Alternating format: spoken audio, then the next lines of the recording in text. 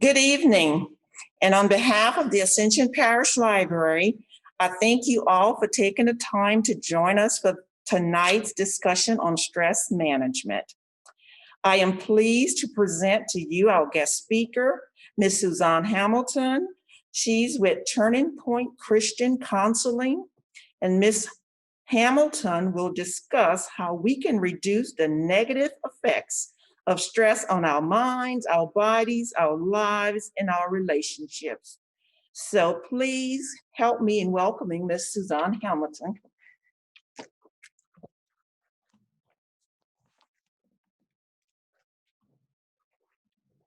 Hi, everyone. It's a pleasure to be with you tonight, and we're happy to have you with us. And so we're going to talk about a few things tonight. We're going to talk about where does stress come from? And we're going to talk about good stress versus bad stress. We're going to talk about how does stress affect you, body, mind, spirit, relationships.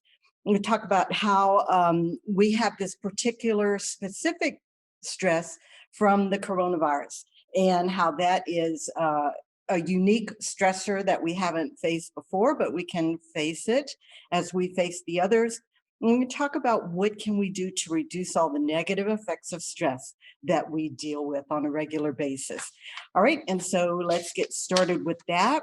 So I want to talk a little bit about the stresses, and it looks like all of our participants are women. So, sometimes men and women have different stressors. Sometimes they're exactly the same.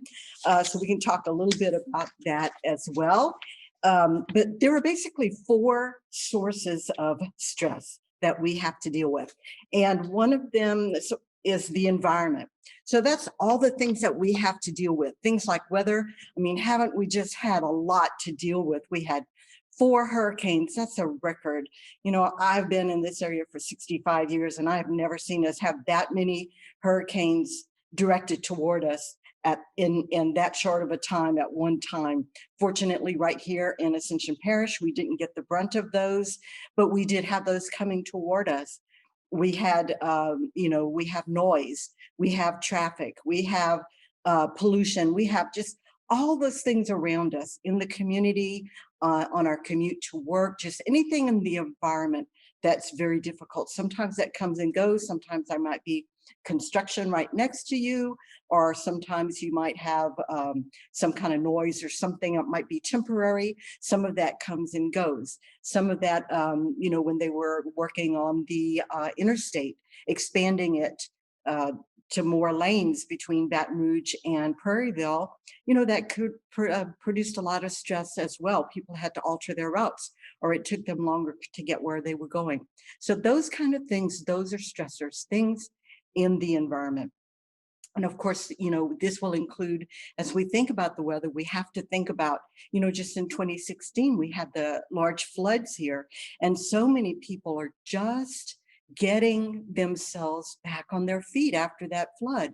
That's an example of an environmental stressor that we have. There are people who were affected by Hurricane Katrina in New Orleans, and they have moved to this parish, and anytime it rains, they would cry. Their trauma was triggered by just having rain from the weather. So anything in our environment can be a stressor for us. The other thing is any kind of social stressors, like things on the job, like deadlines that we have to meet, just being on time for anything, having financial pressure, going on a job interview, anything like public speaking, anything like this, having arguments or disagreements with somebody in your world. It could be a family member, it could be a neighbor, it could be somebody at work. So all of those arguments, disagreements, anything that demands your time and attention. I mean, that's the children. We often joke about, you've got a toddler now, well, give up going to the bathroom by yourself. That's not going to happen anymore. And so we look at all of those different demands on our time and on our attention that we have to wrestle and we have to juggle all of these things.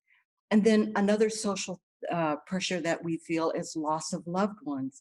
And that could be through death, it could be from divorce, it could be anything like that. It could be a family that is split apart because of divorce, or because of children being removed from the home and they don't agree on how that should be handled, or who should become the caregivers, or you have a parent or someone who needs a caregiver and can't live independently. I'm working right now with a family that has an adult child that can't live independently, and so they're struggling with what are we going to do when we're gone, because their age is getting older. So we have all of these kind of stressors in our social lives as well. We also have stressors just from our physical bodies, from our biology. So, we have certain phases in our life that are difficult to go through, such as being a teenager. We remember how difficult that was, but going through menopause, there are times when just our body is making changes and we have to adjust and adapt to that. Things like illness, chronic illness. People are being diagnosed all the time. Things like Alzheimer's, diabetes, any of these illnesses that are chronic, long-term, that they are going to be with us for a long time. Aging, or accidents, people who are getting in accidents and they're becoming disabled, or they're becoming injured for a very long time and they have to go through rehab. For some of us, it's just our poor behavior, it's our poor habits. We are just not getting enough exercise, not eating right. A lot of people just don't get enough sleep. Sometimes if you have sleep apnea, you're going to be woken up multiple times during the night. I've also been preparing to do some military counseling, and they talk about the adjustments that people have coming back, and being badly burned, being scarred, losing limbs, all of those disabling conditions that people have to now struggle with. So changes to our physical body, our biology, are very challenging, and they can be a very real source of stress to people, and not only to the individual, but to the family and the friends who also live with them and try to support them. Another one that we don't think about very often is our thoughts, just how we think about things. And so, your brain wants to interpret. I apologize. I'm going to talk about the brain a little bit. Sometimes people think that's a little bit boring, but your brain is designed to make sense of everything that happens to it, everything that people say and do around you, everything that happens and occurs, behaviors, words, everything. Your brain wants to understand it. And so your brain is interpreting the meaning and the purpose of everything that goes on around it. And sometimes what our brain does is come up with a very negative interpretation. We'll talk a little bit about worry. Sometimes people who are prone to stress are also worriers. And so we worry a lot about what's going to happen in the future. And sometimes that worry that we have, we expect the worst thing to happen. Something will happen, and then we'll think, ultimately it's just going to keep going until it's ultimately a catastrophe. You didn't get a good grade in middle school, and so then you're not going to score high. You're not going to get a scholarship to college. You may not go to college. You're not going to be able to get a good job. You're not going to be able to support a family. You're going to have to move back in with mom and dad, and then ultimately you're going to die broke and alone. And so that's how our brains will sometimes do. So sometimes our own thoughts are our own worst enemies when it comes to stress. And so we're talking about stress, and we want to talk a little bit about good stress and bad stress, because the reality is that being stressed is a part of our physical bodies. The fact that we can experience stress in our minds, in our physical bodies, people experience it different ways. Some people's chest gets tight, they can't really breathe. Some people's hands get numb or tingly. So we experience stress in our thoughts and in our bodies and in our emotions.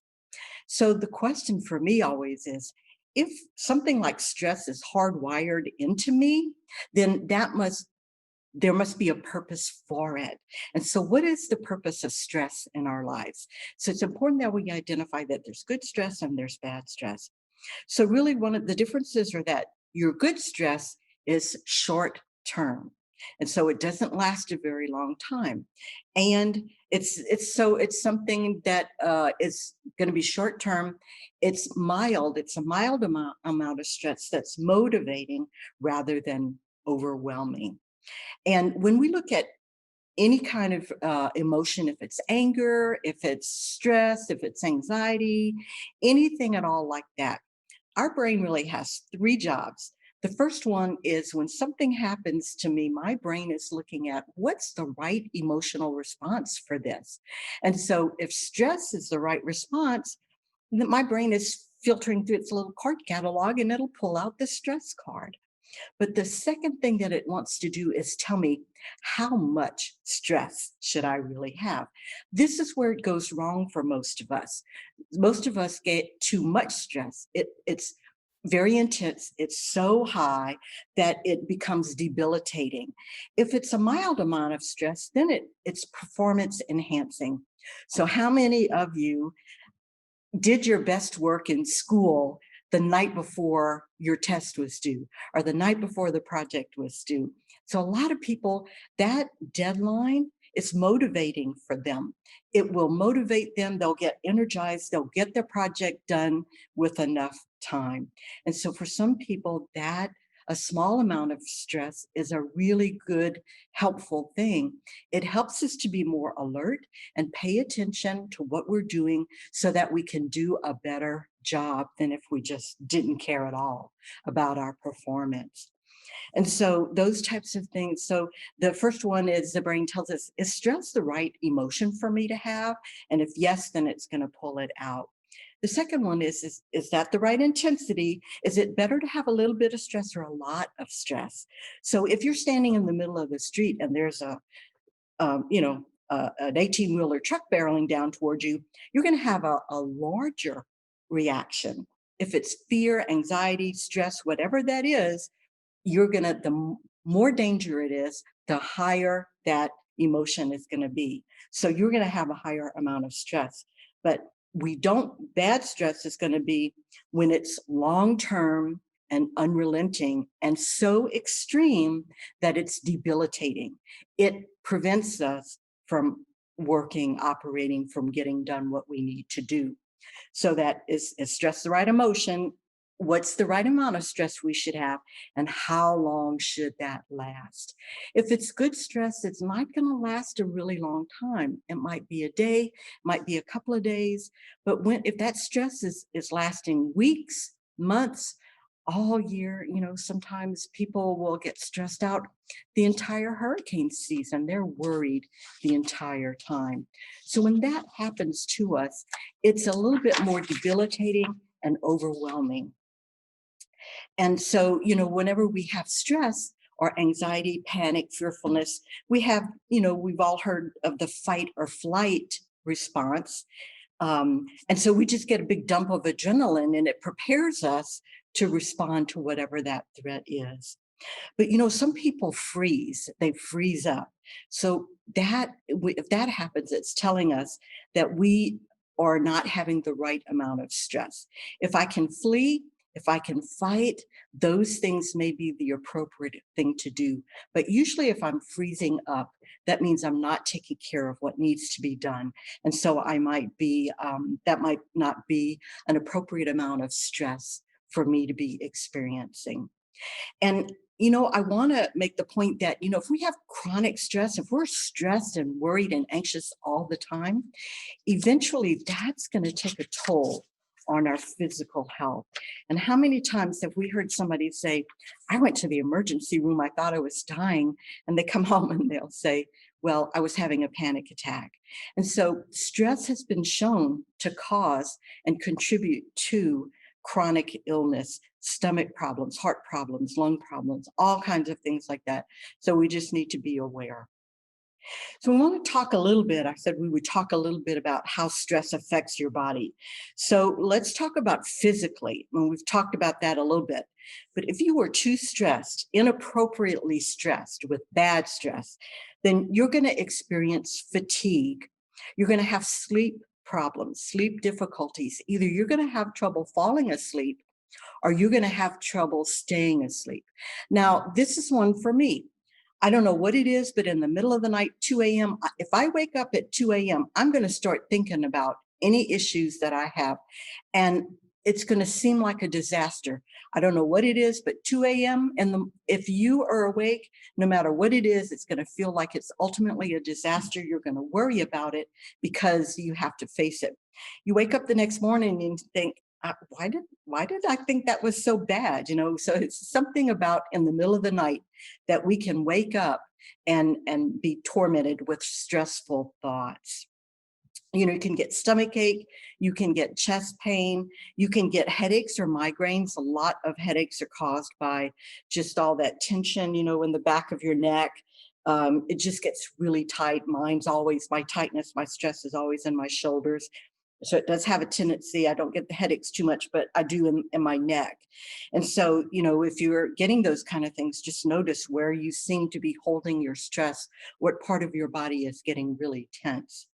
You might get indigestion, heartburn, nausea, um, any kind of abdominal issues, diarrhea, constipation. Sometimes somebody will say, I knew I was stressed out by, my bathroom habits. And so we won't discuss those too much, but you know what I mean. And stress can actually weaken our immune system.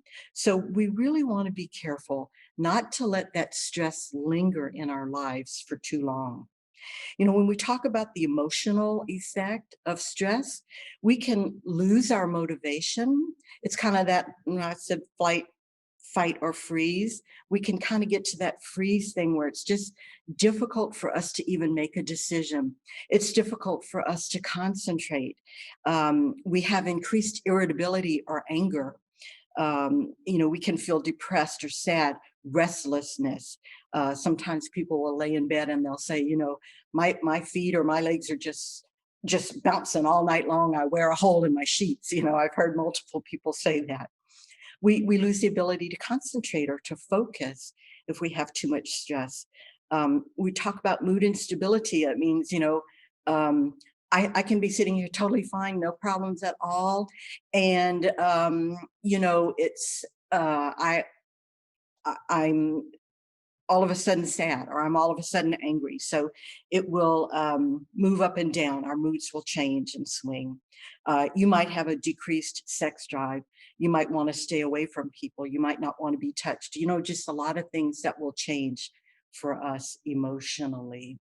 So another one is behavioral. If I'm stressed out, then I'm going to do unhealthy eating, overeating, or undereating. So I may not be eating. Look, it's a joke in my family that when a hurricane is coming, first thing I have to do is go to the store and get chocolate Pop-Tarts. All right. So that is my go-to food. That is my stock. If I don't have that during a hurricane, I'm going to be panicky. So, we all have those things that we do, that emotional eating or stress eating. And in a hurricane, that's mine. Some people go to other things like drug use or alcohol use. So some people do the social withdrawal. We're going to talk a little bit more about that in a minute, due to, what we're facing right now. But you might do nail biting. You might just think continuously about your stressors. This goes back to the thoughts that we have, and that we could do a whole series on that. The whole idea that we just worry, and the more we think about it, the stronger it gets, and the more worried we are. And so we want to talk a little bit about, what happens, what's kind of about how the pandemic that we're having right now is adding to our stress, giving us kind of a different reaction to stress. And so, we all need good coping skills and strategies to help us deal with any of the stress that's common among any kind of disaster, hurricane, the wildfires in California, the floods, earthquakes. Every region has its own natural disaster. And, so we need to come up with some good strategies on how to handle all of these types of things. Um, I think one of the most important things about how we're handling the social isolation is almost whether you're an introvert or an extrovert, right? Because those of us who are extroverts, it's so hard to tolerate being at home by yourself with just your spouse or just your family. They are suffering social withdrawal so strongly. And I know somebody who said, I just couldn't take it anymore. I just had to get out in my car and drive around. And I drove in front of your house and other people's houses. They cannot take that loss of connection with other people. If you're an introvert, you're dealing with it. You're like, so what? I'm good at home. I got all my stuff. I got my cats, got my blanket, got my food, got my computer. I can work, you're totally fine with that. So that's a big piece of it. But so with that in mind, it seems to me that one of the biggest things that they've already started doing a little bit of research on this about the how people deal with long-term isolation. They've actually done some studies with seniors who are homebound, and they've sort of looked at how that affects them. And so they're starting to use that as the base for looking at how people are being affected by the coronavirus, by the social isolation, social distancing, regardless of their age. And what they're finding is that it's the loss of community that is the biggest thing. So that's the first thing on our list in terms of dealing with stress from the pandemic. Because, we have relationships with other people, especially, those close relationships. And those close relationships, those are with people who accept us, who understand us, who know what we like and what we don't like, who understand and accept our feelings and our thoughts. And we don't realize how much we rely on that kind of positive, accepting, understanding feedback that we get from those people. And so now we don't have as much contact with them. And even if we do, even if we're calling every day, we don't have that physical presence because a lot of us, we just need those hugs, And so we miss that handshake, the touch, the hugs that we get. I haven't hugged my mom since March because she's in her 90s and we're just being very, very cautious. And so that's, sometimes, how sometimes you ache to take your baby in your arms, you get this little achy feeling. I have that for my mom, because I miss her. And so we have to be careful. We have to be aware of that. And so we have to replace how we used to do community with how we need to do it now. And if that's FaceTime or more phone time or, having those pictures, doing things like this, a lot of churches are doing virtual services or, at our church, they're getting ready to have the small groups that they have every time. They're just going to be virtual, So that's a really important piece to stay connected, to stay a part of the community. And even if that means, making sure you're looking at your local news and keeping up with what's going on, even though there are not a lot of opportunities to go somewhere, just to know what's going on in the community can be helpful to helping you reestablish that feeling of connectedness and community. Another thing that's really important is to find purpose. If you go through a disaster or the pandemic or anything like that, sometimes it makes us doubt our purpose, our experiences. It's hard for us to reflect on, why is something like this happening and so many people are hurting and being sick and dying. And it sometimes it can shake our foundation. And so we have to look at what the meaning and purpose of life is anyway, even though we have all of these things going on. Now, I am surprised by that. I'm like we said I'm a counselor and I've gone to 100% online. I am surprised by, almost all the counselors in Ascension Parish are booked up. And I've talked to people, they've called 15 people and nobody has an opening for like 2 months. And so there's a lot of that going on. But what I find people are telling me a lot is that, you know what, since I've been home, I've decided to work on my self-improvement. And so people are looking at things like, well, I've always had anxiety, so I'm going to work on that. Or I've had poor communication. I don't feel like my kids and I are communicating. And so we're having game nights. And so because people are forced to kind of isolate with each other, they're looking at how can I use this time to better myself, to better my relationships. I want to talk about that because we just went through Domestic Violence Awareness Month last month. And one of the things that has been widely documented is the fact that during a natural emergency or a national emergency, such as Katrina, when they've had the hurricanes all over the area, when they've had the firefights, earthquakes in California, Mount St. Helens, there was a huge spike in domestic violence situations and domestic violence calls. So there's that downside where, because we are trapped together, sometimes the stress builds up more than it ever would, and people are having kind of explosive moments. And so it is very important, some of these things we talk about, that we can reduce our stress so we don't have increased arguments, increased fights in our home. It is important for us to get outside. So if that's just walking around your house, walking the walking path in your neighborhood or on the sidewalks, you don't have to go far, but just getting outside, getting some fresh air, getting some sunlight, getting a little exercise, that can be very important.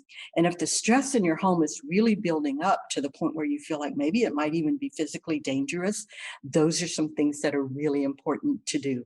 Get out, take a walk, do some exercise, and or find some place safe that you can go to. Even if you have a car, you can go anywhere as long as you sit in your vehicle, so you can do that, or you can go to a park, or you can go to a walking track, anything like that where you are not in a cluster of people, so that you can be safe and you can release the safety valve on the stress that's going on at home. It's important for us to keep a routine. So whatever routine we had before, it could be helpful to have that. Now, if you have, a lot of kids and you had to get everybody up really early to get to the bus, you may not want to be doing that right now, but be flexible, but still have a routine. So if the kids are at home trying to learn, this has been a real challenge for a lot of people. It is hard for some children who have previously been successful in the physical classroom to be successful with in a virtual setting. So some families are struggling a little bit more with that. But trying to keep routines as close to possible as what they were before and what they will be again is very important, but you can be flexible with that. Again, we want to, we've talked about the thoughts, during challenging time, it's very easy to focus on the negative. Well, how long is this going to be? We all thought we would be back to normal by this time, and so it's easy to get discouraged by the length of time and by looking at how long it might actually take for people to get back to normal. So we have to make sure, if I have a tendency to kind of have my thoughts go to a negative place, I have to watch that and make sure that I try to keep a positive outlook, and that's going to help me a lot. Anything that you do to relax, those are all good things. Deep breathing, muscle relaxation, dancing, exercise, reading, doing puzzles. I have really started doing the puzzle making thing because it's calm, and some people don't find it relaxing, but I do. You just put those pieces in there, have a couple of little online, color by number games. That's just kind of mindless, and it's just very relaxing to me. So we need to find out those kind of things. And if you're being overwhelmed by the news, There's a lot of negative news out there. And if we start looking at everything that's horrible and all the things that are going wrong and all the people fighting, where our country's become so polarized on so many issues, and that can be overwhelming and be a source of stress as well. And so we need to um, do any kind of activities that are calming and relaxing. Sense of humor is important. Get on the TV or get your videos, anything like that, and watch anything funny. That will help. We need to take care of ourselves physically. So that means healthy eating and snacks, drinking plenty of water, getting exercise, all of those kind of things. Not having too much caffeine or alcohol, anything, if we're not moving as much, then we don't need as much, maybe coffee, it'll keep us awake at night. So all of those kind of things, a stress journal might be helpful to you, but also celebrate any success that you have. Don't wait for everything to be great. You know what? If they say, all restaurants have to be closed, and then they open it up, well, you can be at 20% and you have to have this much distance and everybody has to do this and that, instead of saying, oh, how come things just can't get back to normal? If we say, wow, okay, that's progress. We are moving forward. And if we all do our part, we'll take the next step, And so we have to celebrate a success and be thankful and grateful. Gratitude for what we are able to do is very, very important. And I want to talk about finances a little bit, because definitely recognize that people are being affected. Their jobs are being laid off. Unemployment rates are so high. And, a lot of people have had to move in with one family member. They're like 3 or 4 families living in one household, which in and of itself is very stressful. But, people are having struggles with mortgages and not knowing when they're going to be called back to work. So one of the things that we want to do is really educate yourself about the opportunities that are out there. And so I think it was the water company, the first month that this happened in Ascension Parish, they said, you know what, we're going to waive your next 2 months of water bills.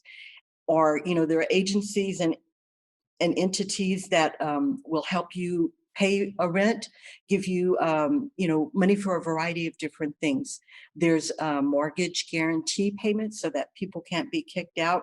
It's really important to go and find all of those kind of resources and take advantage of them. Advocate for yourself. Don't feel bad to say, I can't pay this bill. What can you do to help me? And there are some free legal services. There are some attorneys who do things pro bono. There are some dentists who do things pro bono, and some of those good resources are available. And I think the library has a list of that, and I do too. You can email or contact. I can send you some things too that are out there. Some temporary programs. All right, so all of those are things that we can keep in mind and try to help us reduce our stress. And so as we think about reducing the negative effects, one of the things is don't be afraid to look for professional support. And, so if you're receiving Medicaid, or if you're any kind of social service, you have a disabled child, you're 50 and over, the area council on aging, any agency or entity that you might be involved with, definitely get in touch with them and ask them to make any kind of referrals that they can for you about any kind of needs that you might have. And it might be that if your finances are in serious shape, then you might also be able to, get on a list for home meal deliveries or something like that. Whereas maybe you wouldn't qualify before, but now you do, or maybe you haven't even looked at it because you haven't needed. So definitely look into community resources and use everything that you can find. And we talk about, there are some common reactions that people have. And, for a lot of adults, You know, some of the things that we deal with, the thoughts that we have, you know, we can feel overwhelmed. We can feel fearful, anxious. We have a family that's depending on us. We may be laid off. We may have been terminated. You know, so there are a lot of things we need to be able to recognize, you know, that that's a result of this, and then search for resources as well. If you're feeling anxiety, depression, irritability, hopelessness, anything like that, you know, in Ascension Parish, we have parish funded mental health and substance abuse treatment. If you're not coping well, if you're using substances, then that could be something to help as well. You definitely take advantage of anything like that that you can. Um, you know, one of the things is that, you know, children they really know what's going on. They can pick up if there's stress or trauma or fearfulness, worry, fighting, anything like that. So, you know, the managing stress is not just important for us, but it is for, you know, the keeping our kids calm and helping them to work their way through this, because if they're really young, you know, they don't need to be aware of all of this. So for sure, make sure, you know, if you have the TV on, that it's not a lot of you know, terrible things that they're being shown and that they're being seen. Maybe take a closer look at what they're looking at online, just to make sure that they're not reading you know, things that are gonna increase their fearfulness. You know, they need to know that as the adult, you're in charge of that and you're going to take care of them. Even if you don't know what you're going to do, they need to know that they can have confidence and trust in us. And so, you know, we want to be able to take care of that for them. You know, so there are some, if you look, there are some government um, publications and things like that. So if you can basically do a search, you can do, there's a Consumer Financial Protection Bureau, and so you can go online, Federal Trade Commission, unemployment, a lot of different agencies and entities have put out publications about where you can go to get resources to help you. So, you know, you want to watch, you know, make sure you're doing things that help you relax, limit the amount of bad news that you get. I mean, you know, this is a time to put aside even things like family arguments. You know, there are some times when, you know, siblings or parents and children, they're just not going to get along, and we argue every day. All right, this is not the time for that. There are times to call a truce to those kind of things. If you go over to, you know, to your mother's house for her birthday, you know, we kind of learn to leave all this strife, leave our arguments outside and not bring it into mom's day. And this is that type of thing as well. We have enough going on without creating more drama in our families. And so we just, doesn't mean you have to let go or let people treat you terribly, but just, you know, step back out of that for right now, because we want to eliminate any kind of stressors that we can. You know, use your connections, use the people in your community. We have a neighborhood app, and people will go on there and say, hey, I need this, I need roofing, I need maintenance, I need, you know, and so people are asking. I will even see people saying, hey, I'm taking some stuff up to Goodwill to donate. Who wants to give me some stuff? Or I'm collecting money for a veteran who's lost their home to a fire.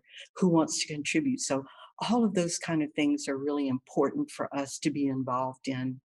Um, and then, you know, so, you know, the routines, managing our thoughts, making sure that all of those things are in place.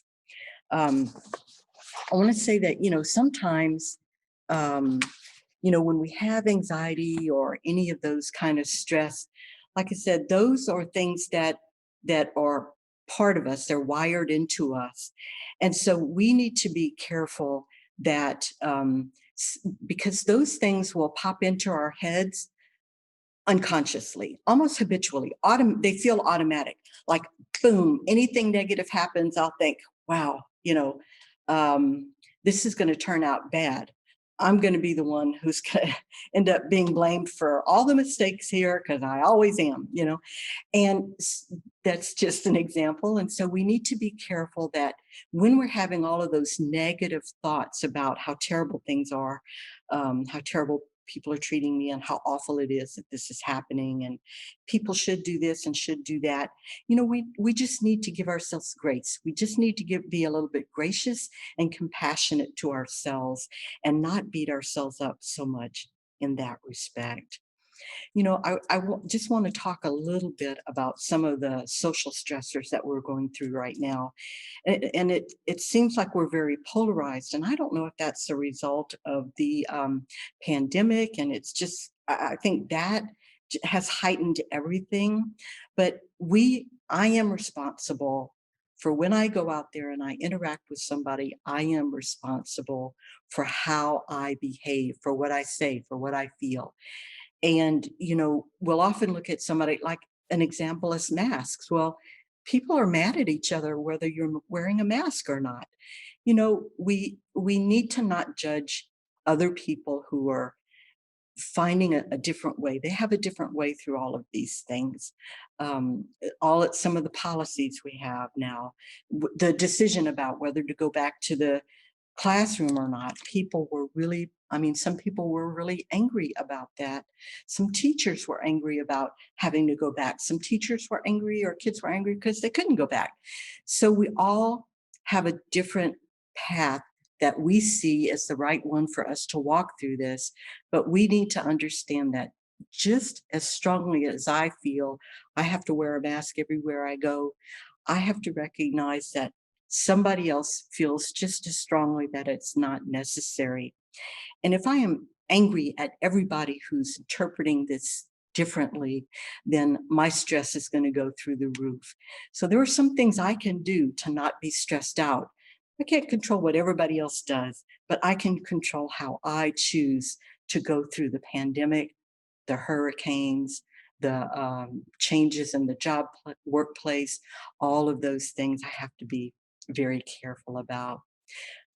Ms. Chriselle, can we ask questions? Can people ask questions? Okay. All right. So we want to save a little bit of time for you to ask some questions. If you have questions, either about the library, about stress, anxiety, anything that we've talked about, and we'll be happy to answer any questions that you might have. Can they just ask, or do they have to type? They can use the chat. Yeah, there is a chat feature. So if you roll your little pointer down to the lower right-hand side, or if you look down at the bottom in the black bar, it says chat. You click on there and you'll get a chat box to the right. And you can type your question in there and then we can ask it. Okay, so somebody has already sent us, there's also a Q&A feature down there. Somebody has said, do you have any appointments available for counseling services? I do. Again, they are online. I do daytime and evening. The library can tell you how to get in touch with me. I don't think they want us to do that kind of thing, whenever we're here as a presenter. But we can definitely do that. And if I can't meet your needs, right now we are all counselors. We're all in touch with each other, knowing who has an opening, who doesn't, whether they treat children or don't, couples or not. So we're all banding together right now and referring the best option to people. So yes, the answer is yes for that. Okay, they said I can give you my contact information, so I will do that. I'm going to give you my telephone, and I'm also going to give you my email. And I'm just going to talk and chat a little bit just to give you time to get a paper and pen. If you're like me, you have your paper but not a pencil, or you have your pencil but not a paper. You don't have both of them. All right, so my practice is Turning Point Christian Counseling. But I do Christian and secular. It's really up to the individual, whatever you want. So if that's not important to you, I don't bring it in. I respect everybody that I work with. Okay, so my telephone number, I am in Ascension Parish, but again, it's online, so it doesn't matter. My telephone number is 225-253-9635. I'm talking slow because I write slow. So I'm projecting that onto you as well. So let me give you that again. It's 225-253-9635. I have an email address, and that email is D as in David, V as in Victor, change, CHANGE @outlook.com. And again, it's D as in David, V as in Victor, change, CHANGE @outlook.com. I do have a website. It's www.T as in turning, P as in point, dash, counseling.com. So you can look up there, the ways to contact me are there. All right. Anybody else? Do we have any other questions that anyone would like to share with us? Again, you could roll your mouse and your little pointer arrow down to the bottom of your screen. You'll get a black bar there. You can either click on the Q&A where you can type in your question. You can click on chat where you can send a chat to us. And I think we do have, okay. I always try to go without putting my glasses on, but I got to do it. Someone wrote in, I find that with the pandemic, my blood pressure has been higher, even though I'm not feeling stressed. Okay. You know, sometimes I think two things go on with this physical sensation of stress. One is that it's such a common part of what we do, that we don't even recognize the symptoms anymore. All right, so I do an anger management class, and I think what I do with anger management applies to if it's anxiety, fearfulness, any emotion is exactly the same. So I'll say, you need to recognize your anger as soon as you can. So that means recognizing when you start to feel angry. Where do you feel it in your body? And people will say, I don't feel it in my body. And that's not accurate, because we do feel it. Like you say, your blood pressure's going higher. So we need to be able to begin to kind of just like focus more inward. There's one way to do that. And most of us have heard about progressive muscle relaxation, and it's kind of a long technique, so we don't have time. But let me give you a real quick overview. And the reason this works is because, our body is so tense. Like for me, my tension is in my shoulders. And when I'm driving, I'll be like this, and I'll notice, my shoulders are up here, and I'll have to drop them down. Like even right now, moving that, I get this sharp thing that just goes across my shoulders. But I am so used to that, I don't even notice it until I do some kind of movement like that where I make it tense. And so one of the things that we do is we call it progressive muscle relaxation. And what that means is that we tighten a muscle group, like so we start from the top of our head and we go to the tip of our toes, that's why it's kind of too long to do. But say, for instance, our hands. All right. So some people get numbness or tingling or hot or cold sensation in their hands or their fingertips when they get angry or anxious or something like that. So the way to begin to notice that is we tighten that. I'm going to tighten my fists up. And when I do that, I also feel it running up here a little bit up into my wrist. Now, what you'll notice is that if you're trying to tighten a muscle group, if it's already tight, you won't be able to tighten it. And that's what happens with my shoulders. Like the way we do shoulders is we try to lift our shoulders up to touch our earlobes. And so I can feel that. And I know that whenever I do that I'm already tight. And so what that tells me, if I'm trying to tighten a muscle, like, how we do the little Popeye thing, make a muscle here, I'm trying to get the tension out of this part. If I cannot tighten that because it's already tight, then I know I'm holding tension somewhere. And I have to do that activity. I might have to clench my hands and release 4 times before my hands actually release. And so I'm going to do that motion until until when you can do your jaw, you can clench your teeth and relax, and you'll feel it. If it's already tight, you will know it. So that will help us. So we have to become aware of what's going on in our bodies. And, the reason we tell our anger management people that is because as soon as you can recognize that you're getting angry, your anger is still mild, but it's going to grow until you get it. So, a mild anger is like irritation, frustration, impatience. But if it grows to the higher end, it's going to be rage, furious, explosive. It's so much more easier to calm down when I'm irritated, frustrated, impatient than when I am raging. And it's that way with your anxiety and your stress as well. So the better able we are to recognize when we're holding that in our bodies, then the earlier we'll be able to intervene.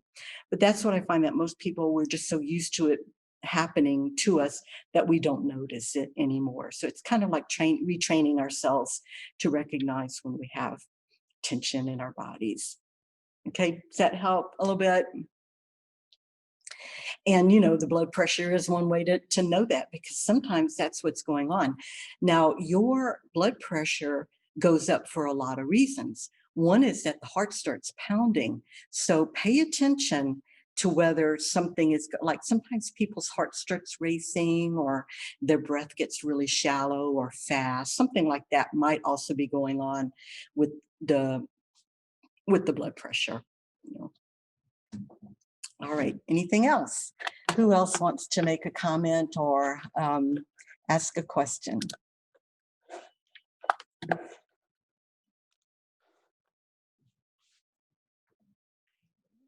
All right. So we're not seeing any more, but you can feel free to, if you don't feel comfortable asking something here, feel free to give me a call, and I'm happy to just answer any questions that you have. All right. And so, Ms. Purcell, do you need to come back? And okay, so we're going to say good night. Thank you so much for joining us.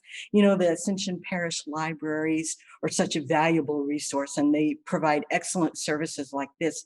And where else can you get quality program, for this low cost, or on many of the things they do are totally free. So we appreciate that you've been with us. We invite you to keep an eye out for other things that we offer, and join us again. And good night, everybody. Remember to take a deep breath and just relax when you lay in bed tonight.